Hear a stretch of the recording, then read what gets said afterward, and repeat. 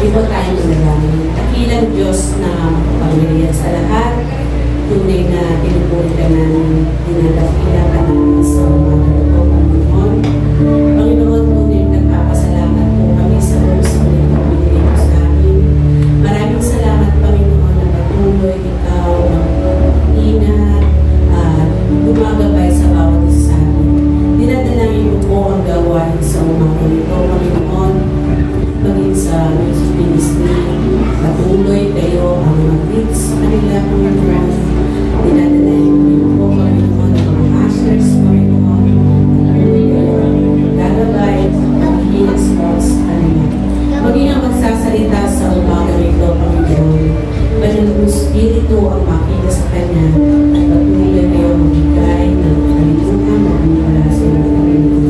Dinadalayan ko po ang buong gawain nito, Panginoon. Kayo po ang patuloy na ikilos, gagabay sa bawat isa. Banal ng Espiritu ang ikilos sa bawat isa, Panginoon. At tunay, Panginoon, sa kanuman ng mga dalangin ng bawat isa sa umaga nito, alam ko po, Panginoon, yun ay pinatagpunin na, Panginoon. Maraming salamat, Panginoon, sa iyo namin dinadalangin lahat nito. In Jesus' name we pray.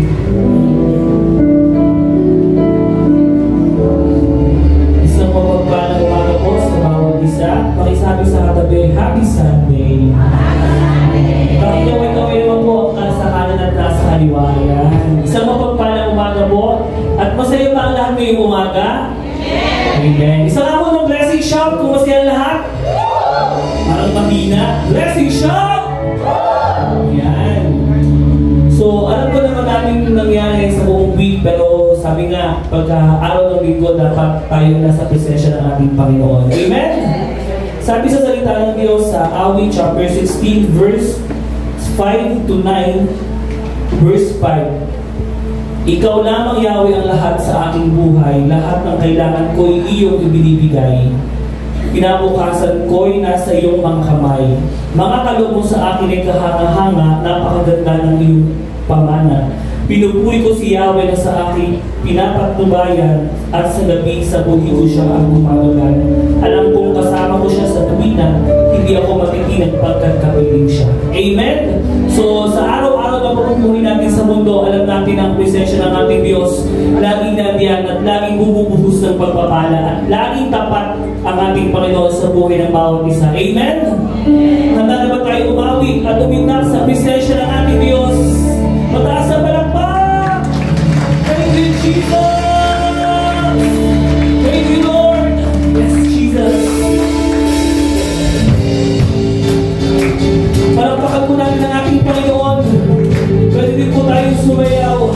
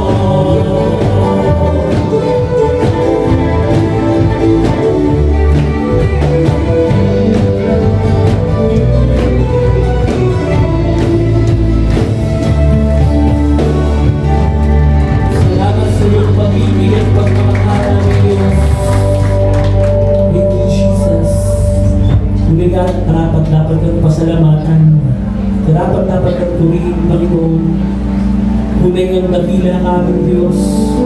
At walang imposible sa iyo, Panginoon. Ang lahat ng imposible na nagagawa ang imposible. Salamat sa patuloy na biyaya, patuloy na pagpapala. Bagaman kami nagkukulang sa iyo, pero ikaw ang tagapuno.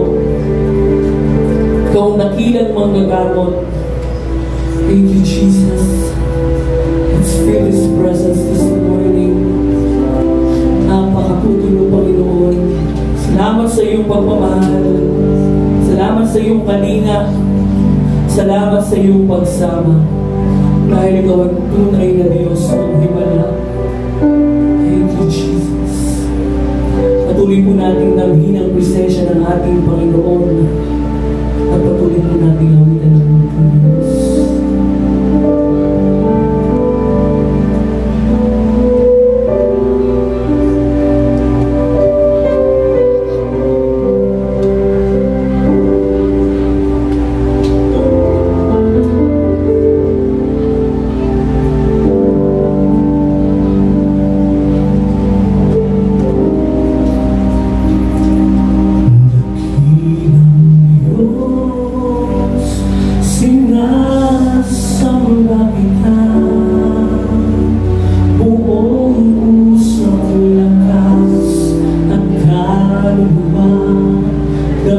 dakilang Diyos na makapangyarihan, ang mga himalang kamangha-mangha. Kagalingan sa aking karamdaman, kalakasan at kaligtasan, dakila ka.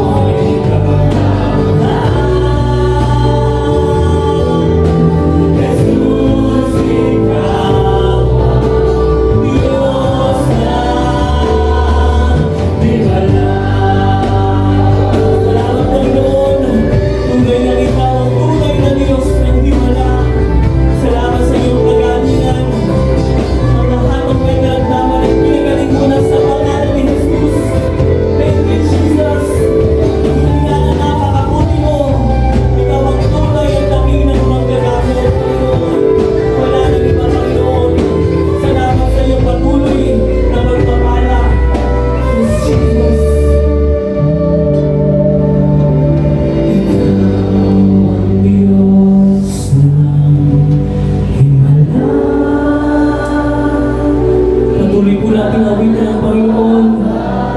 Mataas na tinig sa ating dakilang manggagamot. Thank you, Jesus.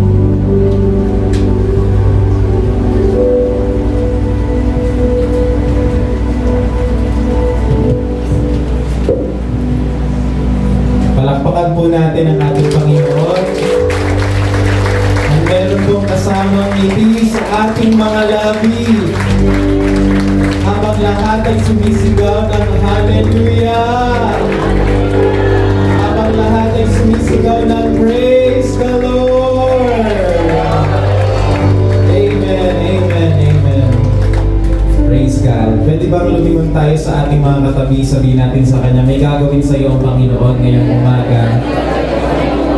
At sabihin mo sa nasa likod mo, hindi ka nakakalimutan ng Panginoon. Sabihin mo sa isang pang katabi, buti nandito ka ngayon. Praise God. Tingnan niyo po ang inyong paligid, kahit hindi ninyo kakilala, tayo pong lahat ay pamilya ng Diyos. Magkakaiba man tayo ng apelyido, magkakaiba man ng probinsyang pinagmulan, subalit iisang dugo ang bumili sa atin, ang dugo ng Panginoong Jesus. Amen. We are brothers and sisters in the Lord. Alam mo bang mahal ka ng Panginoon? Amen. Minsan pakiramdam po natin ang pangit-pangit ng buhay natin. Subalit pag naaalala natin, may nagmamahal nga pa ng Diyos sa amin. Lumalakas tayo. Amen?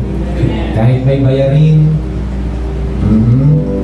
kahit may suliranin, pero pag naaalala mo, may Diyos na nagmamahal sa akin, nakikita mo pinagpala kang lubos. Palakpakan natin ang praise God. Alam mo po na bawat isa sa inyo ngayong umaga ay may mga prayer requests, may mga kahilingan sa Panginoon. Sino po sa inyo naniniwala ang ating Diyos na sinasamba ay Tatay? At pwede natin siyang tawaging Tatay. Sabihin nga natin, Tatay, may kailangan ako. Okay, ganito ang ating gagawin. Ipatong mo yung kamay sa iyong katabi at ipanalangin mo siya kay Tatay, ang ating mahal na Tatay sa langit, si Yahweh, ang ating Diyos.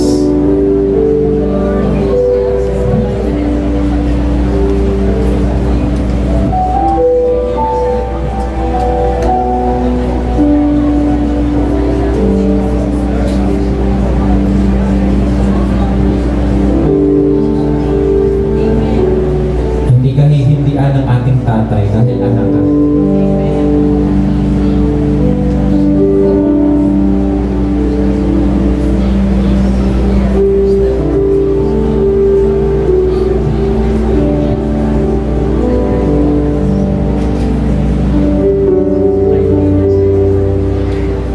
Dumadaloy po ang biyaya ng Diyos sa buong simbahan ito.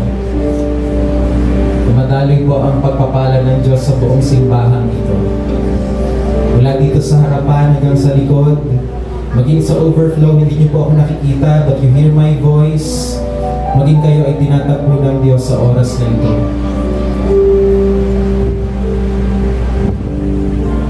Thank you, Jesus. Thank you, Lord.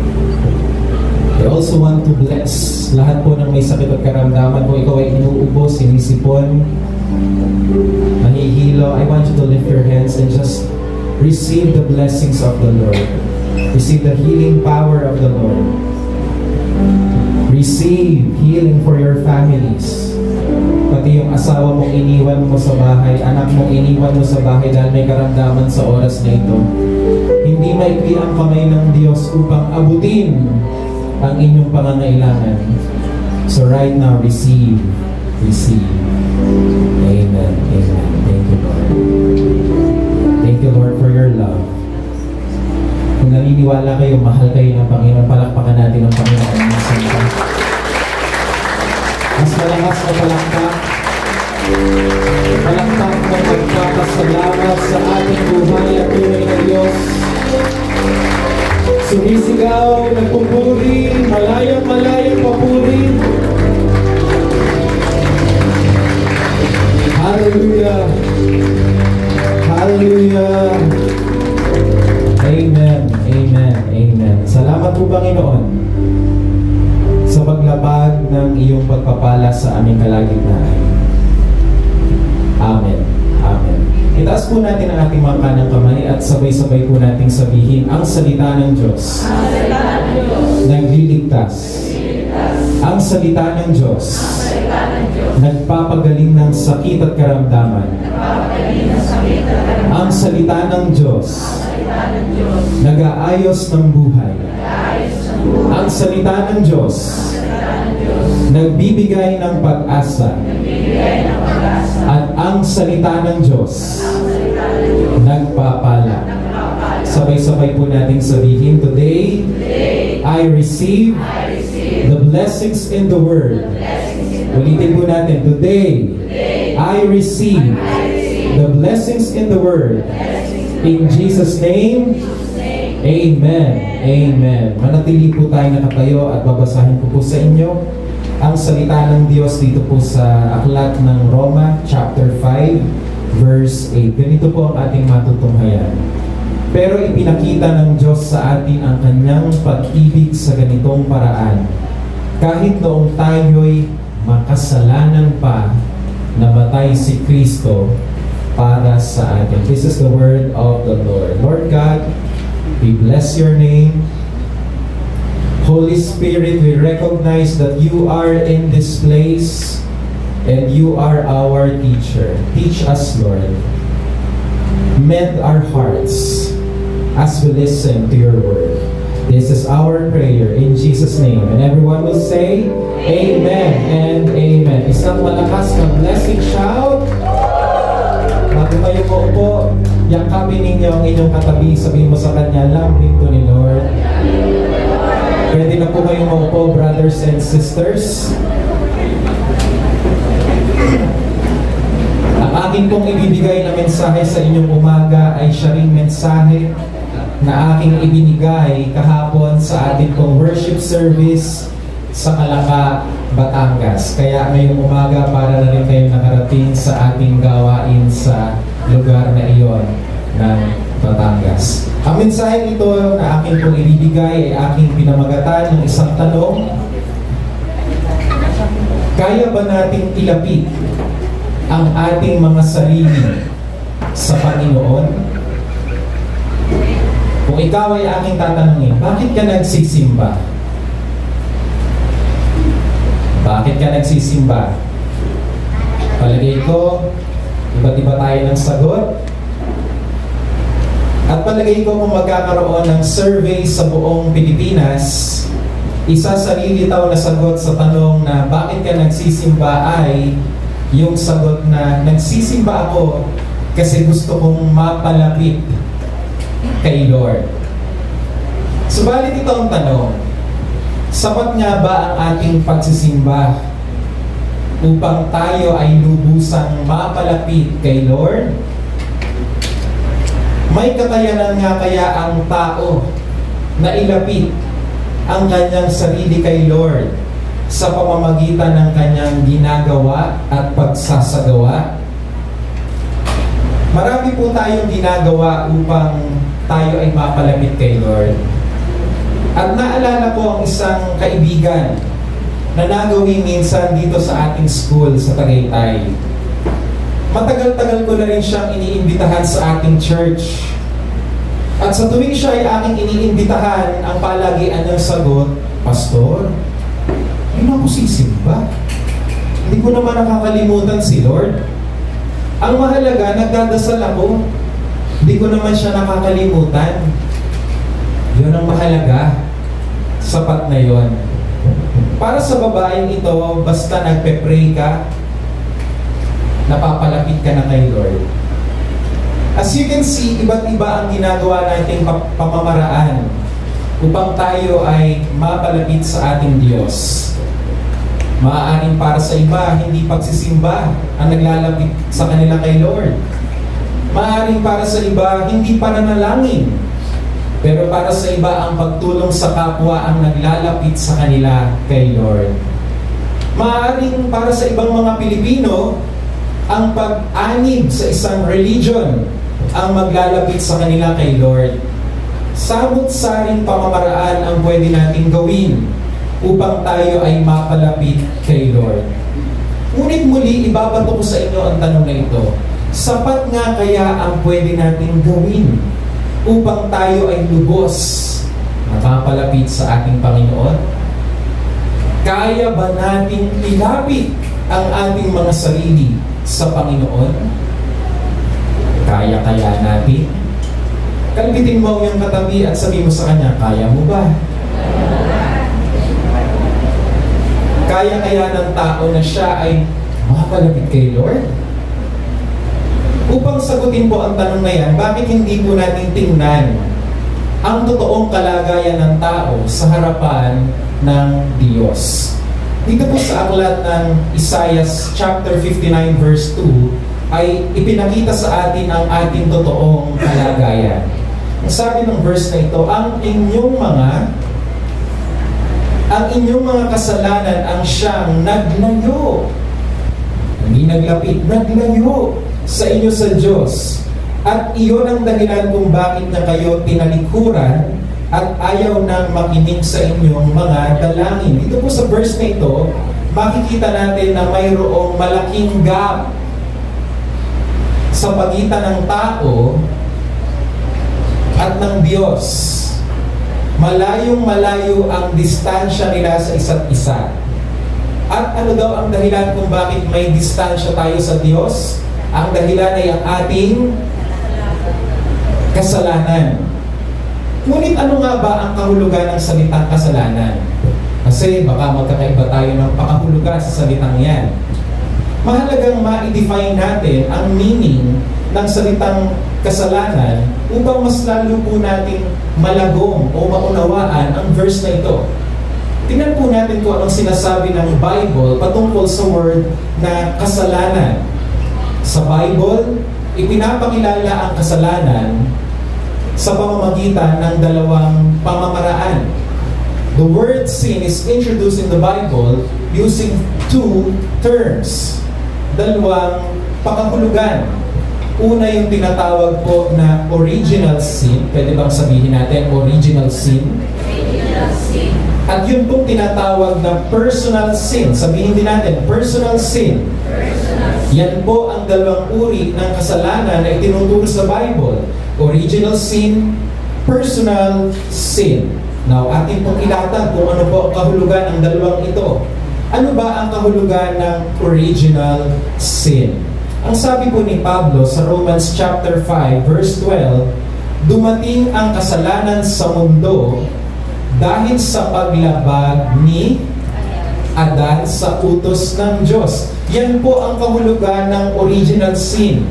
Ito yung minanang kasalanan natin kay Adan sa ating unang magulang. Dahil sa paglabag ni Adan na ating unang ninuno, nag-viral ang kasalanan. Kumalat sa lahat ng tao. Mas matindi pa sa COVID-19. Dahil lahat ng tao ay dinapuan ng original sin. Kaya lahat ng tao na ipapanganak sa mundo ay may original sin. Tayo pong lahat isisilang na nasa kalagayang makasalanan. Tumingin ka sa iyong katabi, sabi mo sa kanya, alam kong mukha kang anghel. Sabihin mo rin sa kanya, alam kong mukha kang inosente. Pero ang totoo, makasalanan ka. At ano bang dahilan? Dahil sa original sin, mayroon tayong minanang kasalanan sa ating mga unang magulang. Kaya po ang sabi ng psalmist doon sa aklat ng awit o Salmo chapter 51 verse 5, narito, ako'y ipinanganak sa saan daw tayo pinanganak? Sa kasamaan, at ipinaglihi ako ng aking ina sa mangga. Ayun po ba ang sinabi? Ipinaglihi ako ng aking ina sa pusit. Hindi po doon tayo pinaglihi. Ang sabi ng Bible, lahat tayo ipinaglihi ng ating ina sa kasalanan. Kaya doon pa lang po sa sinapupunan ng ating nanay, niluluto na tayo sa kasalanan. Doon pa lang sa kanyang tiyan, ikinakapit na sa atin ang original sin o minanang kasalanan mula sa ating unang ninuno, walang iba kundi si Adan. Kaya dito, sa puntong ito, makikita po natin, hindi pwedeng pagsamahin ang tao at ang Diyos. Dahil ang tao ay makasalanan, ang Diyos naman ay ubod, banal.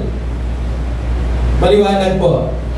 Muli sabihin mo sa iyong katabi, ikaw ay makasalanan. At idagdag mo sa kanya, tanggapin na natin. Subalit ito pa po ang malala. Hindi lamang original sin ang itinuturo ng Biblia. May nabanggit din na pangalawang uri ng kasalanan. At ang tawag po dito nating lahat ay personal sin o personal na kasalanan. Ano nga po ang unang kasalanan na natutunan natin?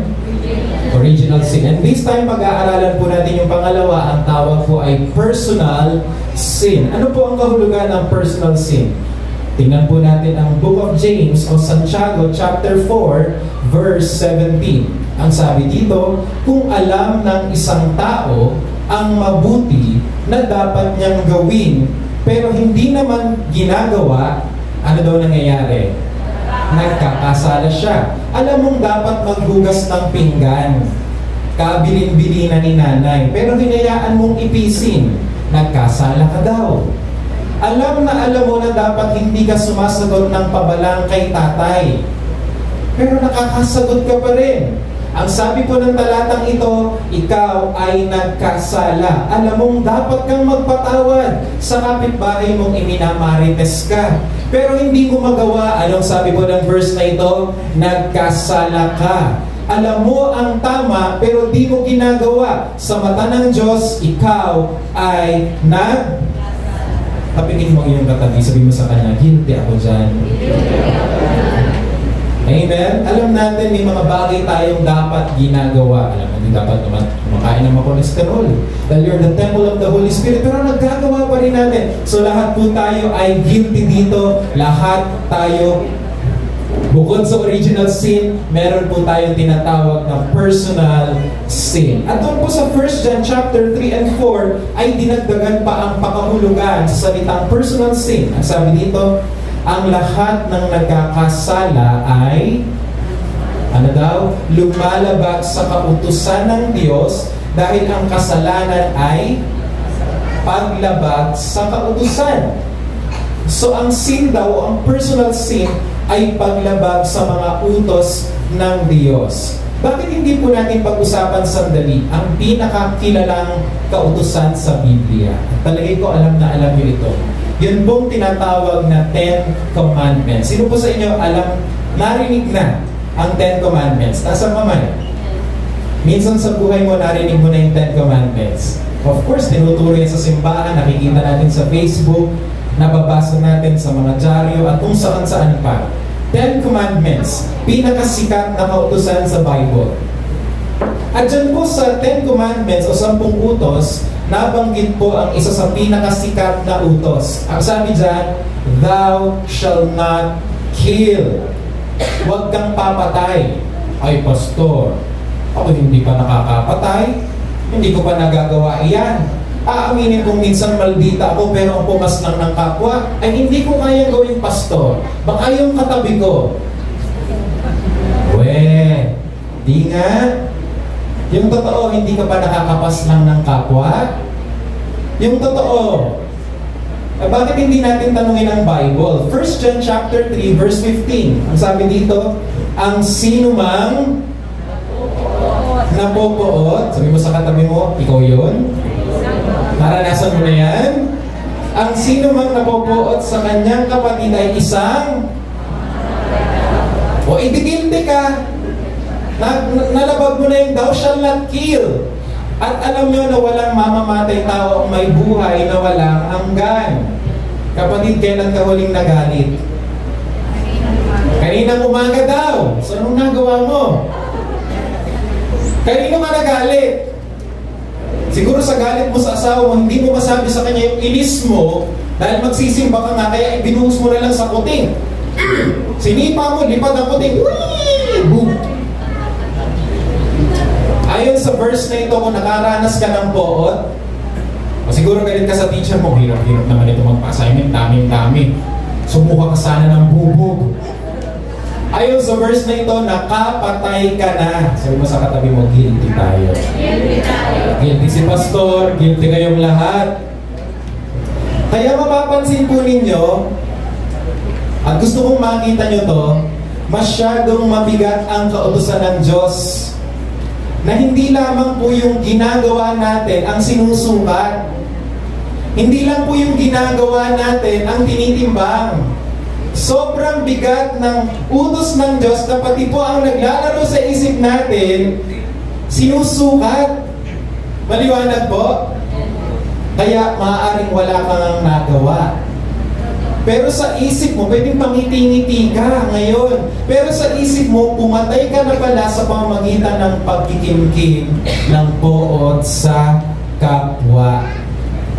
Everybody say, guilty ako. Guilty ako. And everybody say, I am a murderer.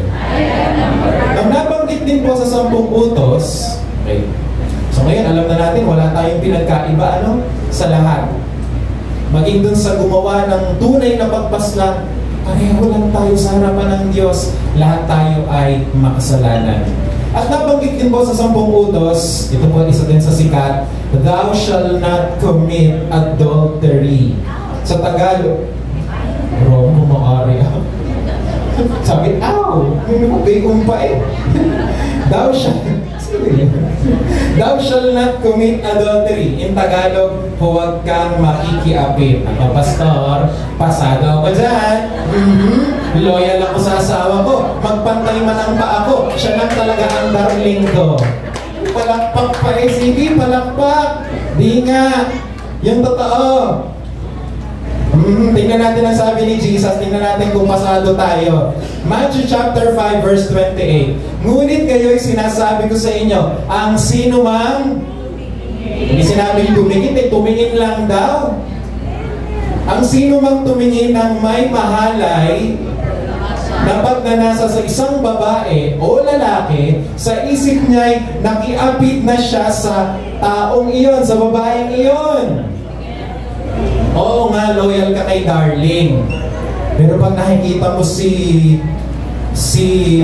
bang sikat na artista? Magpangalan nga kayo. Si Ivana. Talaga naglalaway ka. O, nakiapit ka na rin ayon sa kautusan ng Diyos. Amen. Yun daw halayin at pagnasaan mo sa isip ang isang tao, sa mata ng batas ng Diyos, nakagawa ka na ng kasalanan. Maaaring wala kang ginawa, pero sa isip mo, nagkasala ka na. Ganyan po kabigat.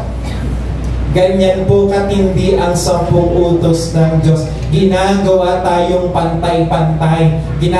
Lahat tayo guilty. Amen. Sabihin mo sa katabi mo, guilty rin ako. Amen. Kaya kung ikaw ay pasilip-silip, kung saan-saan, aba, sa mata ng batas ni Jesus, nagkasala ka na. Pastor, okay. 2 utos lang naman yun. Sus. At least yung 8 utos, nagawa ko naman. Pasado pa din, 8/10. 80. Oh, pastor, okay na yun, tatanggapin na ako sa langit. Mas matimbang naman yung nasunod ko kaysa sa naipalya ko. 8/10, 2 utos lang naman yun, pastor. Siguro naman palalampasin na. Ganun ba yun? Tingnan natin ang Santiago chapter 2 verse 10. Sabay-sabay po natin basahin. Ang tumutupad sa buong kautusan pero lumabag sa isa sa mga ito ay lumabag na rin sa buong kautusan. 0. Lagpak ka pa din. Ganyan po ka-perfectionist ang kautusan ng Diyos. Kaya lahat po tayo ay guilty. Lahat po tayo ay nagkasala. Kaya balikan po natin yung tanong natin kanina. Kaya ba nating ilapit ang ating mga sarili sa Panginoon? Ano po ang sagot? Ano ang sagot? Kaya ba nating ilapit ang ating mga sarili sa Panginoon? Amen? Are you sure?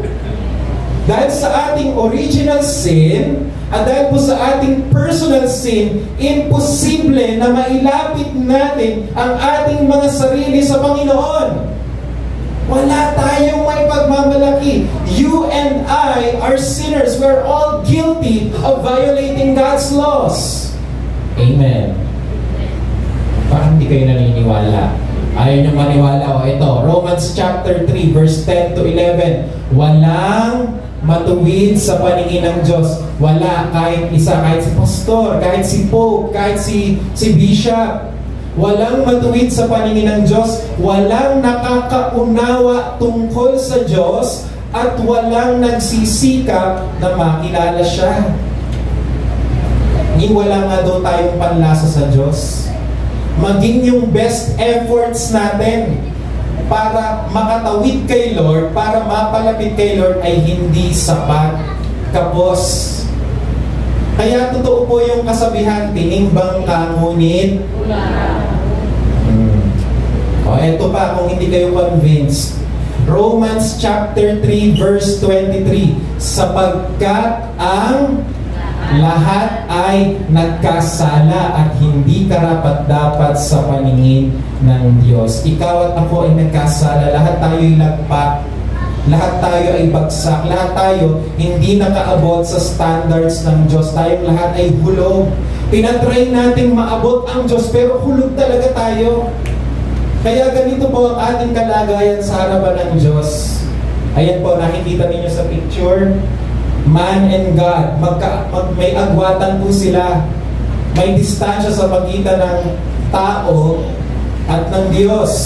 At ang dahilan po ng distansyang ito ay kasalanan. Pinipilit nating lumiban sa Diyos pero hindi po tayo makaliban sa Panginoon dahil nga tayong lahat ay makasalanan. Sabihin mo sa katabi mo, we are helpless. Wala tayong magagawa. In fact, ang sabi po sa Ephesians chapter 2 verse 1, tayo daw ay mga ano? Patay. Kalbitin mo ang katabi mo, sabi sa kanya, patay ka na. Patay ka. Okay? Mga patay kayo dahil sa inyong pagsuway at mga kasalanan. Pansinin po ninyo, hindi po sinabi ng verse na tayo ay may sakit. Ano pong pagsasalarawan sa atin? Tayo daw ay patay. Hindi po sinabing may sakit. Kasi kung may sakit ka, pwede mo pang tulungan ang sarili mo. Bili ka lang ng Biogesic, tanggal ang headache. Bili ka lang ng Neosep, inom ng vitamin C, matutulungan mo yung sarili mo. You can help yourself. Kung may hika ka, pag-abot ka lang sa TMC, maaaring matulungan ka kung may sakit ka. Pero ang sabi po ng verse, tayo po ay patay. Sabi nga po natin, patay. Ibig sabihin, tayo po ay bulag. Hindi natin kayang buksan ang ating mga mata para hanapin ang Diyos. Hindi natin kayang bumangon para hanapin ang Diyos dahil tayo ay patay. May nakita na po ba kayong patay na kapag kakiniliti ninyo na agik-ik? Try nyo po, punta kayo sa burol, buksan nyo yung ataol. Tatawa po ba yung patay? Babangon po ba yung patay? Punta kayo sa morgue, punta kayo dyan sa maitim, pasok kayo. Halimbawa ang pangalan ng bangkay, sample lang ito ha, Gerald kunwari. Gerald! Meron bang sasagot? Hoy! Gerald! Gerald! Babangon po ba yung patay? Ibig sabihin, wala siyang kakayanan na bumangon. Tayo pong lahat, walang kakayanan na bumangon, wala tayong kakayanan na lumakad, papalapit kay Lord. We are all incapable. Hindi natin kayang mapalapit sa Diyos. Even our best efforts, itinuturing ng Diyos na patay. Amen. Sabay-sabay po natin sabihin, we are all guilty. We are all guilty. That's why, mga kapatid, isang bagay lang po ang uuwian natin sa puntong ito. Wala tayong maipagmamalaki sa harap ng Diyos. Sabay-sabay po natin basahin. Wala tayong maipagmamalaki sa harap ng Diyos. Sabi po ni Pablo sa aklat ng Roma, dinidisqualify ng Diyos ang lahat upang ang lahat ng bibig ay manahimik dahil wala ni isa ang nakasunod ng buo sa kautusan. Romans chapter 3 verse 19. Pastor, parang ang bigat naman yung tinuturo mo, parang hopeless na tayo. Yes, we are hopeless. We are helpless. We are separated from God. At dapat mag-sink in yan sa atin ngayong umaga. Kaya mga kapatid, tatanungin ko kayo, obligado ba ang Diyos na mahalin tayo? Yes or no? Yes. Obligado ba ang Diyos na mahalin tayo? Yes or no? Iba-iba ng sagot. Uulitin ko, lahat tayo makasalanan. Ang Diyos ay banal. Dahil ang Diyos ay banal, ang tao ay makasalanan. Obligado ba siya? Yes. Hindi. Hindi mo pwede sabihin, Lord, mahalin mo naman ako. Ba't ka mamahalin ni Lord? Makasalanan ka nga. Hindi siya obligado na mahalin ka. Obligado ba ang Diyos na iligtas ka? Hindi. Bakit may sumasagot ng yes? Ano pwede mong maipagmalaki? Alam niyo na isang araw, kwento ko sa inyo. Di ba nito pong mga nakaraang araw, ulan ng ulan? Tama? Sino sa inyo nakakaranas na tulo ang kisame sa bahay? Meron ba? Di ba talaga naglalagay kayo ng mga arenola? Labas nyo lahat ng arenola ang gamit. Kasi tuluan sa bahay. Eh dito po sa aming tinutuluyan, hindi lang natulo ang kisame, talagang lagaslas ang tubig. Meron pong part sa bahay namin nabaha. Lalo na po doon sa aming library. Hindi ko po alam na yung aking palang mga pinakatatago-tagong mga documents, dinadaluyan na ng tubig. Ay nung isang araw, hinahanap ko po ang passport ko. Aba, ang bumulaga po sa akin, yung mga libro ko basa, mga dokumento ko basa, at higit sa lahat, lahat po ng aking diploma, sira lahat, babad sa tubig, wasak, puno ng putik. Yung pong diploma ko noong elementary, 1997 pa yun, sira na. Yung pong diploma ko ng high school, sira na din. Diploma ko ng college, pinaghirapan ko yun. 4 na taon ako nagbuno, wala na.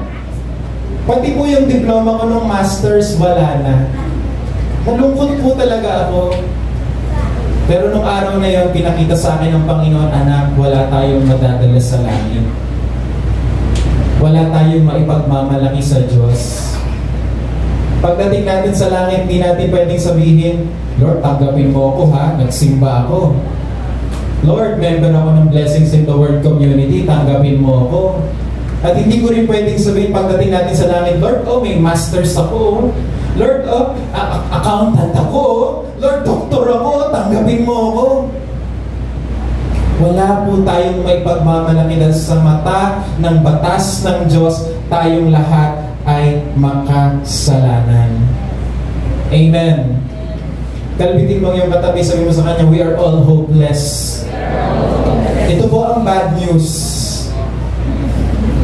Ang bad news, wala tayong maipagmamalaki. Hindi natin kayang iligtas ang ating sarili. Sabihin mo nga sa katabi mo, kakalungkot. Para po tayong si Isaias. Ang sabi po ni Prophet Isaiah, nakita niya yung kabanalan ng Diyos. Nakita niya how holy God is. At ang sabi ni Isaiah, woe is me, I am a man of unclean lips. Nung nakita po ni Isaiah yung kabanalan ng Diyos, nasabi niya sa kanyang sarili, kahabag-habag ako. Ako ay madumi. Ako ay marumi. Yan po ang bad news. Ikaw at ako ay marumi. Ikaw at ako ay disqualified.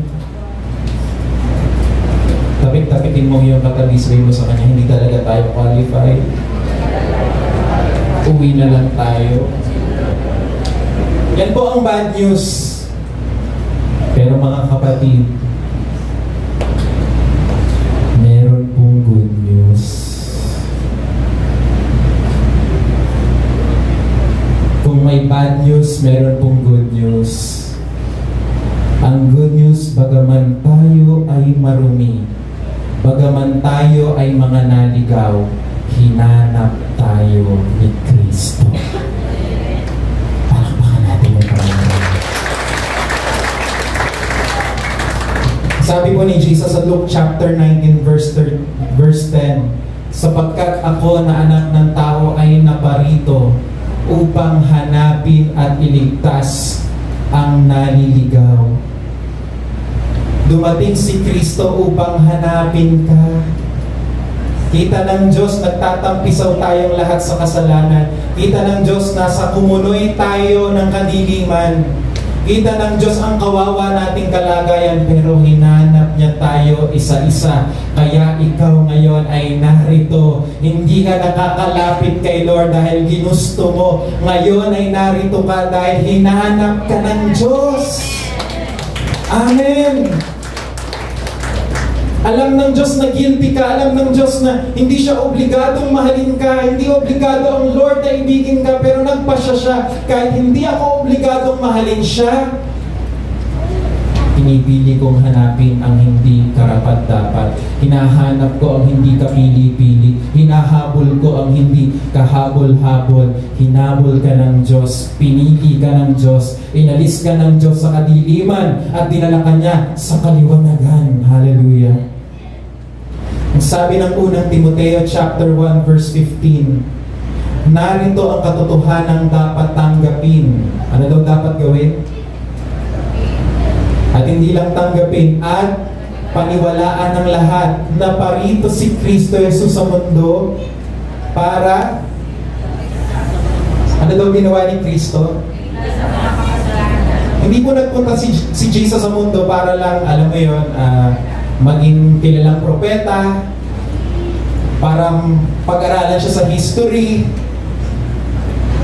Hindi po.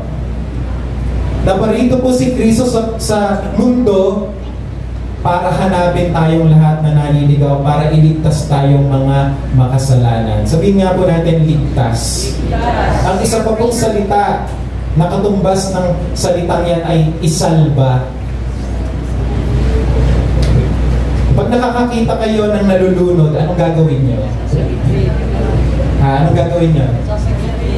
Sasagipin. Isasalba nyo, di ba? Kada pag nakakita ka nalulunod sa pool, 6 feet, anong gagawin mo? Kaya mo yan. Sige lang, nandito ko. Cheer!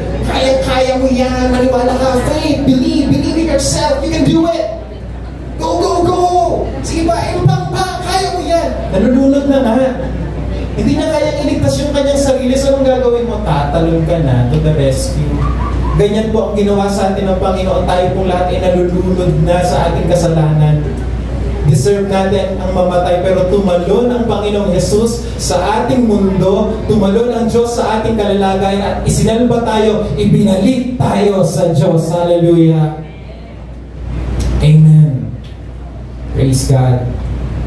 Sabi po sa 1 Peter chapter 3 verse 18, sapagkat si Kristo nga'y pinatay kahit wala siyang nagawang masama. At minsan lang siya namatay para mapatawad ang mga kasalanan natin. Siya na walang kasalanan ay pinatay alang-alang sa atin ng mga makasalanan para madala niya tayo sa Diyos. Sino po ang nagkasala? Sino ang hindi nagkasala? Pero sino ang pinatay? Dapat ikaw at ako ang ipinukpok ng maigi sa krus. Dapat tayo po ang ipinako dito. Pero namatay siya para sa kasalanan, hindi naman siya ang gumawa. Nagdusa siya para sa kasalanan, hindi naman siya ang, alam mo yun, gumawa ng violation. Kaya mo bang ma-death penalty para sa taong, kaya mo bang ma-death penalty sa kasalanan, hindi naman ikaw ang gumawa? Sasabihin mo, unfair. Ipoprotesta mo yan sa Supreme Court. Pero iba ang Panginoong Jesus, buong loob, kinuha niya ang parusa sa violation nating lahat upang tayo pong lahat ay madala niya papalapit sa Diyos. Gusto ko pong pagtuunan natin ng pansin ng salitang ito, madala tayo sa Diyos, mailapit tayo sa Diyos. Kanina ang tanong natin, kaya ba natin ilapit ang ating sarili kay Lord? Hindi po natin kaya. Kaya kailangan natin ang tagaligtas. Si Jesus ang nagdala sa atin sa harapan ng Diyos. Amen.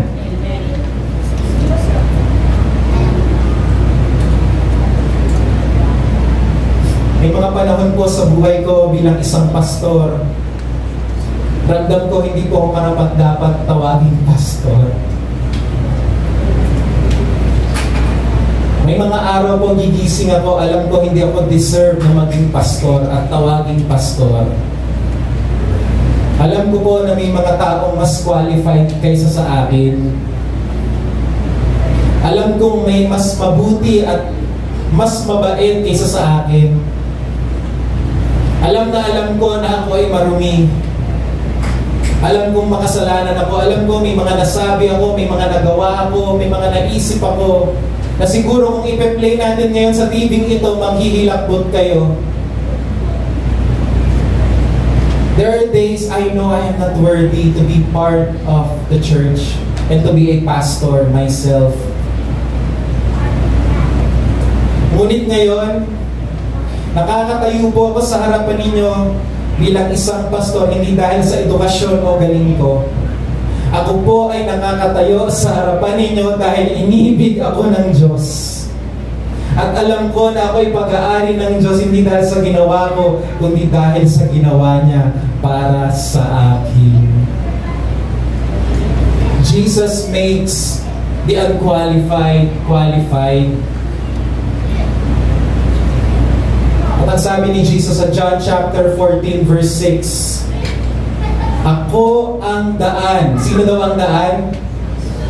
Hindi po sinabi dyan, blessings in the word community ang daan. Sabi ni Jesus, ako ang daan, ang katotohanan at ang buhay. Walang makakarating sa Ama kundi sa pamamagitan ko. Paano daw tayo makakatawid sa Ama? Sa pamamagitan nino? Ng blessings in the word. Paano po tayo nakatawid sa Ama? Sa pamamagitan ng religion. Hindi po. Ang sabi dyan, Jesus is the way, the truth, and the life. No one can come to the Father except by Him. Hindi po sinabing Jesus is a way. Ang sinabi po, Jesus is the way. Ibig sabihin, siya lang, nag-iisa lang. Ang daan patungo sa kaligtasan. At bukas, makalawa, after 10 years, pipikit ang mga mata natin pagdating natin sa kaharian ng Diyos sa langit. Hindi natin pwedeng sabihin, Lord, kaya ako narito kasi mabuti akong tao. Lord, kaya ako narito kasi nagsisimba ako. Hindi po. Kaya ako narito kasi nagmi-ministry ako. Hindi po. Someday when we face God in heaven, we will tell Him, Lord, I am here.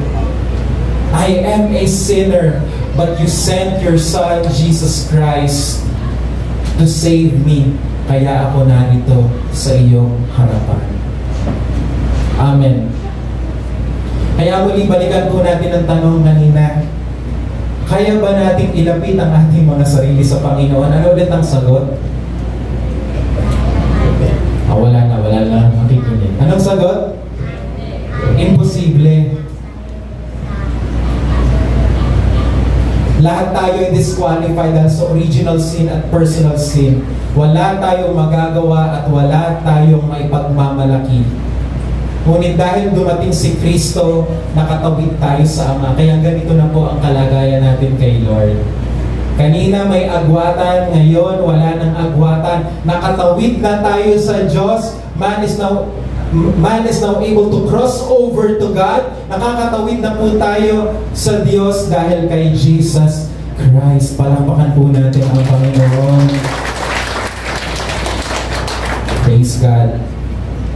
Sabi sa Romans chapter 5 verse 8, pero ipinakita ng Diyos sa atin ang kanyang pag-ibig sa ganitong paraan, kahit noong tayo'y makasalanan pa, namatay si Kristo para sa atin. Kailan namatay si Kristo? Tayo makasalanan pa nung nakatalikod ka pa kay Lord. Namatay si Jesus for you.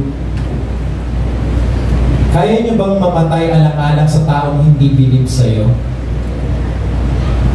Kaya niya? Kaya mo bang mamatay para sa tao na walang sampalataya sa'yo? Kaya mo bang mamatay para sa taong alam mong binabakbite ka sa likuran mo? Kaya mo? Yung totoo, hindi natin kaya. Ba't ako mamamatay para dyan? Sus, ayaw kaya niya sa akin. Kasi ang tao ganito magmahal. Ang tao ganito, pag mabait ka sa akin, mabait ako sa'yo. Dahil binati mo ako, hello, sister, hi. Pero dahil inismiran mo ako, aba, bahala ka dyan sa buhay mo, ismiran din kita. Check! Dahil nilike mo ang post ko, i-heart ko pa yung post mo, ano ko pa, tawag ng floodlights pa kita. Ganyan ang pakitungo natin sa isa't isa. Transaction. May ginawa ka sa akin, kaya may gagawin din ako sa'yo.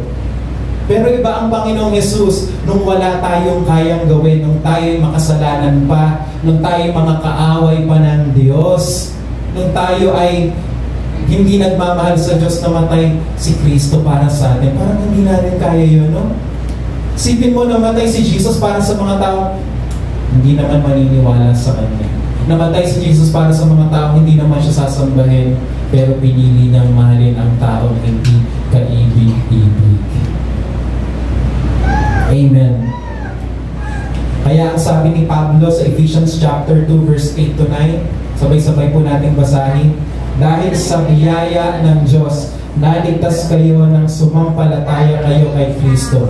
Kaloob ito ng Diyos at hindi galing sa inyo. Hindi ito nakasalalay sa mabubuti ninyong gawa para walang ay pagmalaki ang sinuman. Ang kaligtasan daw po natin ay kaloob.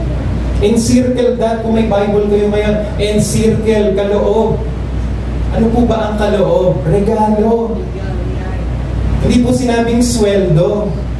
Kasi pag sweldo, sasabihin ng Diyos, magtanim ka muna ng kamote sa bukid ko, sweldohan kita ng buhay na walang hanggan. May bayad. Right? Pero ang sabi dyan, yun pong ating kaligtasan ay kaloob, regalo. Walang bayad, it's free. Tatanggapin mo lang sa pamamagitan ng pananampalataya. Kaya mga kapatid, may puwang ba ang pagmamalaki sa harapan ng Diyos? Sino ang tatanggap ng papuri dahil sa ating kaligtasan? Ang Panginoon lamang. Yan po ang kahulugan ng to God be the glory. Hindi po yan parang cliche na, ay na-blessed ako, post ko, to God be the glory. Hindi po. Nasasabi natin to God be the glory kasi si Kristo ang nagligtas tayo at hindi ang ating mga sarili. To God be the glory. Palakpakan po natin ang Panginoon. Kaya ba natin ilapit ang ating mga sarili sa Panginoon? Imposible. Pero ginawa ni Kristo ang imposible alang-alang sa atin. Ngayon, nakatawid na tayo. Amen. Sabi mo sa katabi mo, nakatawid na tayo. Nakatakot kaya minsan tumawid, no? Lalo dito sa may, dyan sa may pababa. Ako may bus. Hindi ko kayang tumawid. Nakatakot. Pero may nagtawid sa atin para hindi tayo mabangga ng parusa ng kasalanan, ang Panginoong Jesus. Amen.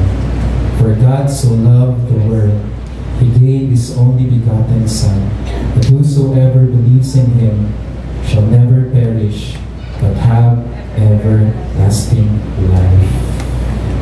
Hallelujah. Let's all bow our heads.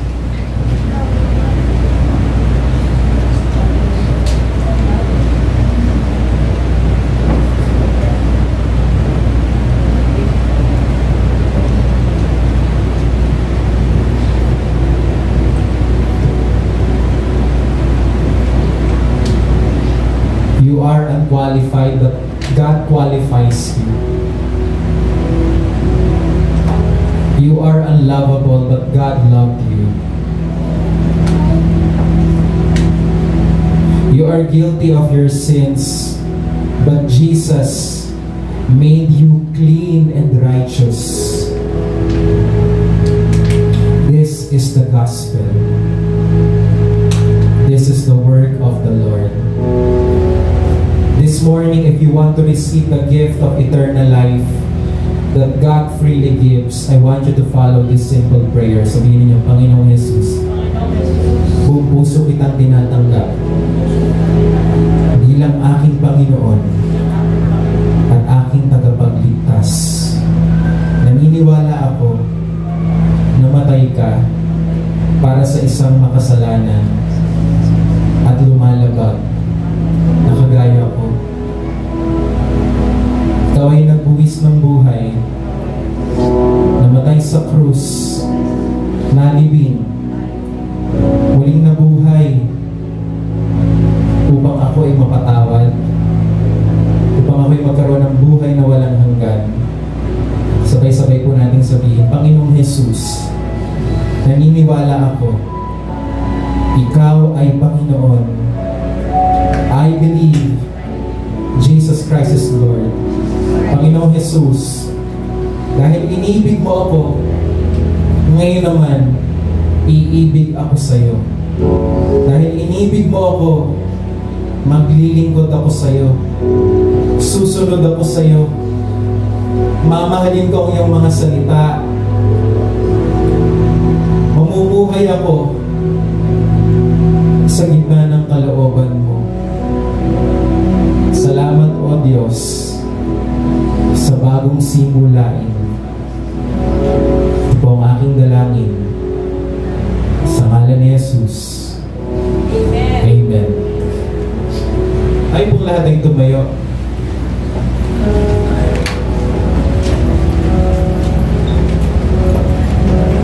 Habang hindi karapat-dapat, pagkukulan ng habang at wagas mong pagsinta. Habang walang kakayanan, nasuklian ka ng mabuti sa lahat mong ginawa. Niyakap mo ako sa aking karutan. Inibig mo ako nang di kayang tumbasan. O Diyos ng katarungan at katuwiran na kahit minsa'y di nabahiran ng kabanalan, kalwalhatian.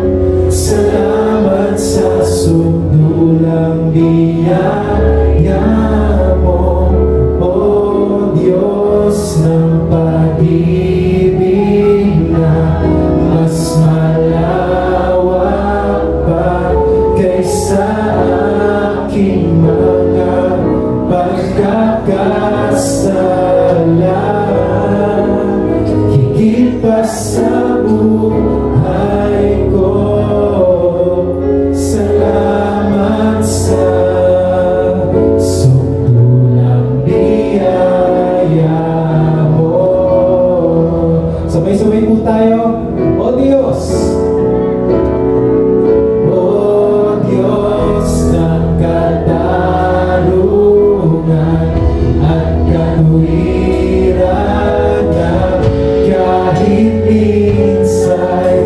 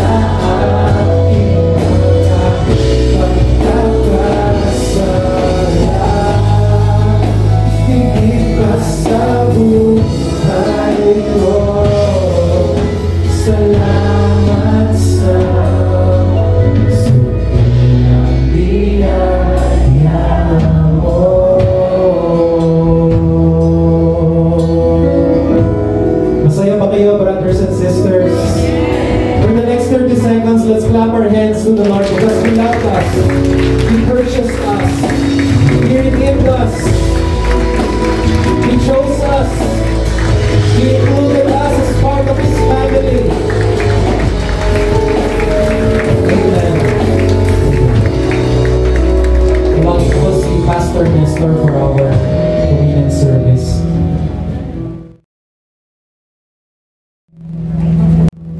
Kailangan po natin ang communion elements. Kailangan po sa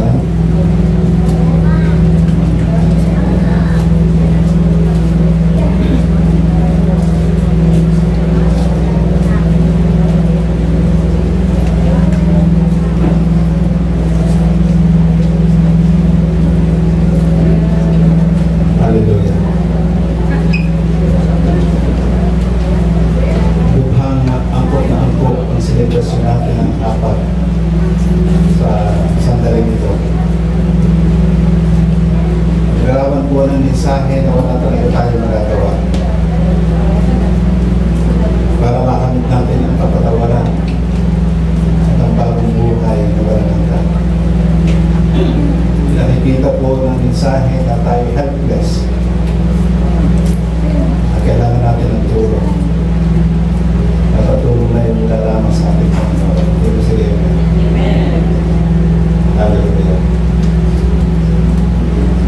Dinunong gabi bago pagkanulo ang ating Panginoon.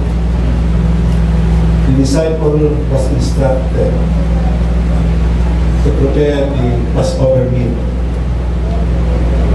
Grabe ho talaga yung kapangyarihan ng Diyos, yung kanyang sovereignty na nag-coincide ho nung araw na yun, na pagkakanulo siya. Yun ho ang pag-celebrate nila ng Passover. Ano yung gusto ng Passover?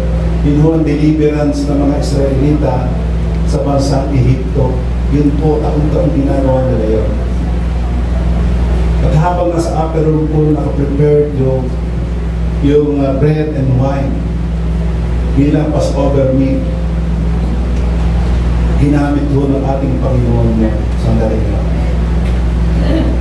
Kinuha niya ang tinapay, tapos po natin ang tinapay, at sinabi niya, ito ang aking katawan.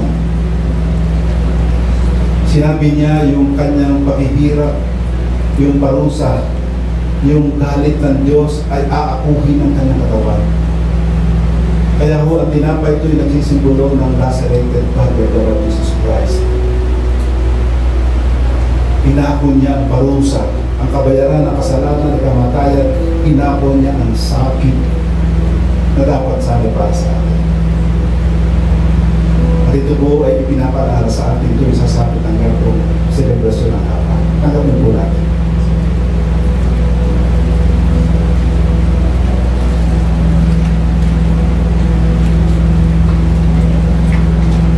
Sabi mo na sa Evangelist Diyos.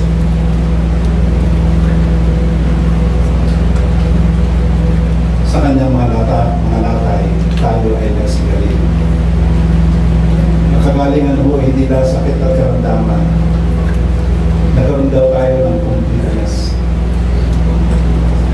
Pagdating sa lahat ng bagay na missing in your life because of sin, nabayaran na niya.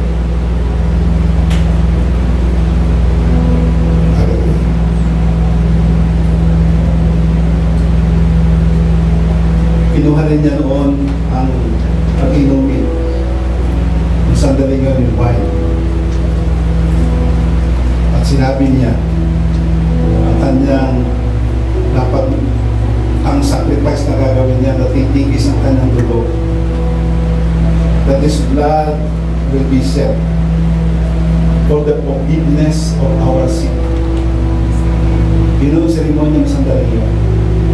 At alam natin naganap ng gabi yun ang sinabi nito. Kaya sa pagkakataon ito, sineselebrate natin ang kamatayan ng ating Panginoon, ang kanyang muling pagkabuhay at ang kanyang muling pagbabalik sa kanyang.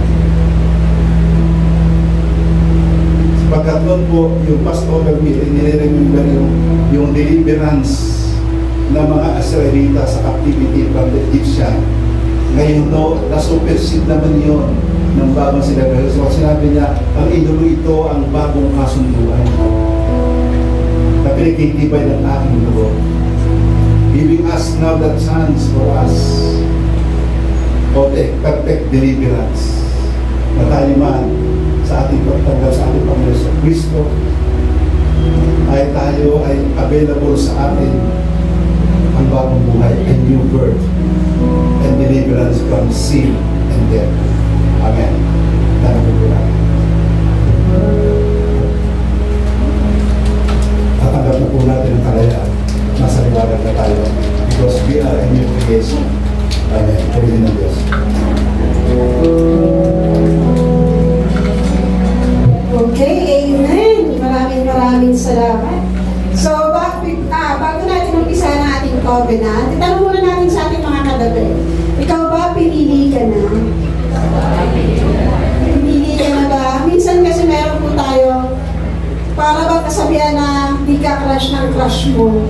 So, meron ganon. Pero sa Panginoon, lahat tayo minamahal. Lahat tayo lovable. At tayo ay laging pinipili ng Panginoon. Okay, so dahil pinili tayo ng Panginoon, let's do our covenant with our God. So ito po ang ating kopya sa harapan. So bilang na 3, ating pong bigkasin ng sabay-sabay. 1, 2, 3. Kami ay nagpasya. Kami ay nagpasya magmahalan bilang magkakapatid. Ang isa ay para sa lahat, ang lahat ay para sa isa. Ang lakas ng isa ay lakas ng lahat. Ang kahinaan ng isa ay kahinaan ng lahat. Kami ay nagpasyang magtulungan sa hirap at ginhawa. Ang bawat isa ay hugutan namin ng lakas. Kami ay nagpasyang sama-samang lumago bilang mga anak ng Diyos. Sa pangalan ni Jesus, Amen. Okay, pwede na po tayong magsipo mga kapatid. And meron po ba tayong bagong dating lang, bagong join lang sa ating community today? Pwede pong tumayo. Kung meron po tayong mga katabi, check po natin yung mga katabi natin. Baka bago lang po dito. Meron po ba? Huwag po tayong mahiya. Okay lang po. Meron po? Wala. Okay. Alright, so lahat tayo ay dami ng joiner. So hopefully next week, meron po tayong mga bagong kasama sa ating church. Alright, so let's go on with our announcement. So first one po is our weekly prayer and intercession. Every Tuesday na po ito from Saturday. So we're doing it every Tuesday na, 5:30 p.m. And then we are also encouraging still our home prayer meeting. So lahat po tayo ini-encourage na patuloy na magbuo ng prayer meeting sa ating mga tahanan. Start po na tayo sa ating mga bahay bago tayo pumunta sa community. And then also we have our Sunday worship and morning, which is 9 to 11 a.m. And then evening fellowship 7 to 8:30 p.m. And then we also have our Sunday school for kids. So for the ages 3 to 11 years old, pwede po pumunta sa ating HPM and let us learn about God. And then lastly, our weekly youth fellowship. So tingnan po natin ang ating Zoom, ating TV. So last Saturday, nandyan po ang ating mga youth na ngayon ay college students na, which I am very happy. So sisimulan na po natin every Saturday ang ating weekly youth fellowship. So thank you sa mga joiners ko last Saturday. So hopefully tayo sa Blessings Campus is going to have our Zoom meeting then.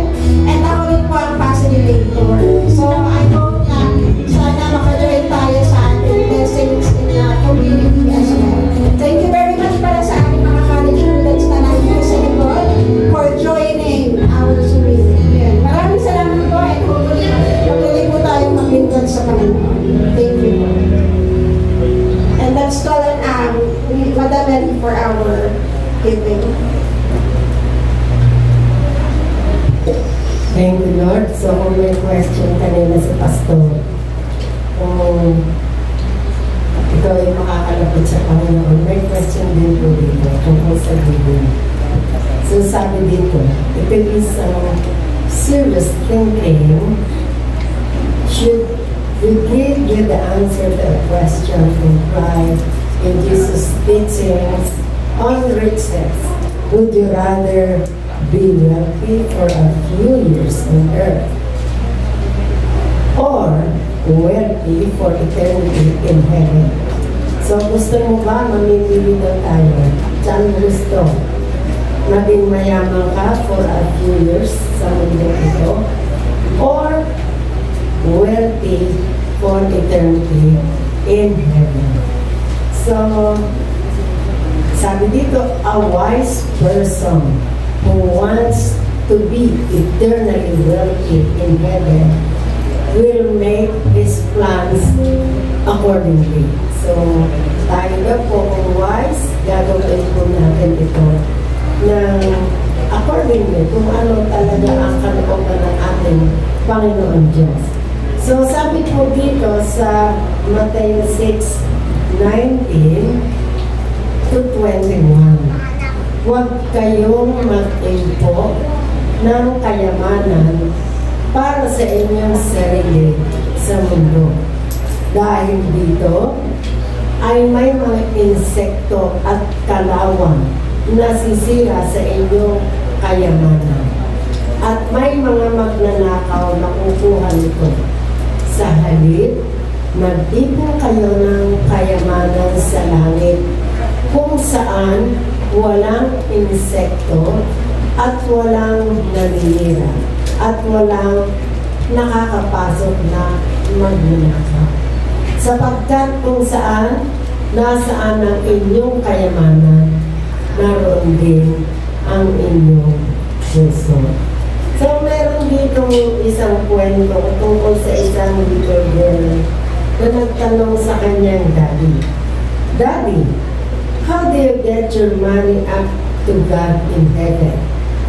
So, ang sagot ng father, he replied, "Sweetheart, you can send physical dollars to heaven, but you can give your money to help people, to help save people so they can go to be with God forever." So kung ating pong titignan, of course lahat naman tayo ay ililigtas ng Panginoon dahil sobra tayo mahal ng Diyos. Pero sabi ng John 3:16, ang sino mang mananampalataya sa Kanya ay magkakaroon ng buhay na walang hanggan. So, paano ma-establish ang pananampalataya ng mga tao? Alam niyo po, kung walang nagkaloob sa aming mag-anak, wala tayong blessings. Ito po yung produkto ng pagkakaloob ng iba, mga tao ng mga lingkod ng Diyos na nagtiyaga, nagpunyagi, na magkaroon ng gawain sa aming bahay. Dahil kung hindi nagkaroon ng gawain sa aming tahanan, malamang naroon pa rin kami sa estado ng buhay na magulo, lasing sa barkada at alak, nag-aaway, walang kapayapaan, andun pa rin ang aming buhay. Pero salamat sa Diyos, nagkaroon ng kaganapan ang lahat ng ito because there are people who give sa aming mga buhay. Kaya ang ating pong ipinagkakaloob ay pupunta sa mga lugar na gusto natin matulungan to save people para lalo na ang mga taong ito ay mapapunta kasama ng ating Panginoon. So sabi nga, maraming tao na spend too much on whiskey, they spend too much shopping everywhere, but pagdating sa gawain, ayaw natin magkaloob. Gusto ng Panginoon ng ating mga kaloob ay mapapunta sa kanyang kaharian para tayo maging wealthy kasama ng ating Panginoon Diyos. So kahapon po, na-open ang ating gawain sa Calaka Chapter, Calaka City Branch, at nakakatuwa ang expected namin, kakaunti lang ang dadating. Pero purihin ang Diyos. So kasama yung ilang motet at kami po naka-47 doon. At palakpakan natin ang Panginoon. Alam ko po, higit pa doon ang ipapadala ng ating Panginoon. Kaya through our giving, makakarating po ito sa kingdom of God ang mga tao. Maraming taong masisig. Tuwang-tuwa nga po ako dahil yung mga tiyahin ko ay nakapunta. May mga kamag-anak tayo na actually member na hindi makaparito dahil sa layo. Pero thanks be to God na ang lugar na yun ay alam kong nakalaan para sa gawain maganda. Kaya alam ko po na hindi niyo ipagkakain ang inyong pagkakaloob sapagkat sa pagkakaloob nito ang napakahalaga nito nakakarating ang salita ng Diyos lalo pa sa mga lugar na hindi pa naaabot ng mabuting balita. Ang balita ng kaligtasan dahil maraming tao hindi nila kilala ng lubusan ng ating Panginoon. Pero through our giving and preaching, makakaabot po ang mabuting balita sa mga tao at maraming tao ang namimigyan ng Diyos. Natutuwa nga po ako. Andito yung ating mga senior high school at sila ay dinagamit ng Panginoon. Napapatuloy sila. At nawa po tayong lahat magkaroon tayo ng awareness. Kung tayo po mag-ibig po, marami sa atin, saan ba ako BPO, saan ba ako BPI, saan ba tayo? Mag-import tayo para sa heaven. Dahil ang gusto ng Panginoon, go and multiply.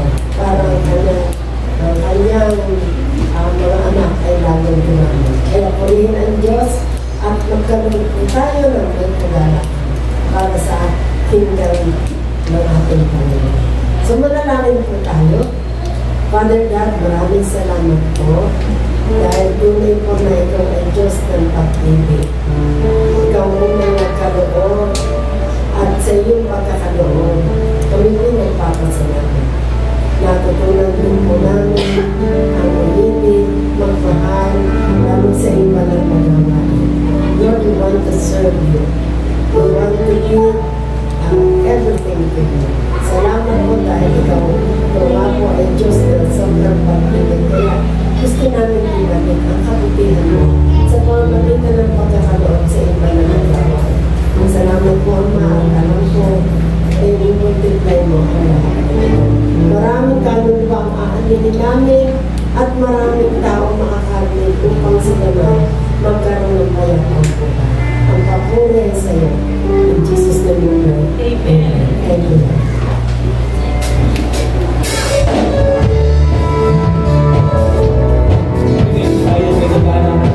Muli tumayo po tayo lahat.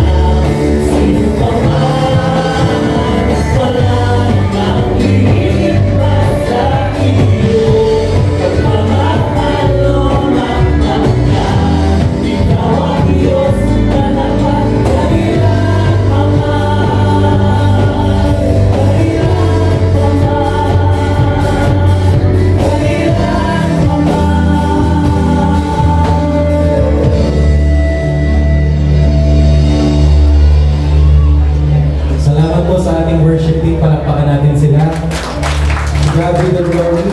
Napakaganda na praise and worship this morning. Manalangin po tayong lahat. May the love of the Father, the grace of the Lord Jesus, the fellowship of the Spirit be with you. At naway tumanggap kayo ng maagang papasko mula sa Panginoon, lalo na ngayong Burr months. In Jesus' name we pray. Amen and amen. Merry Christmas and see you next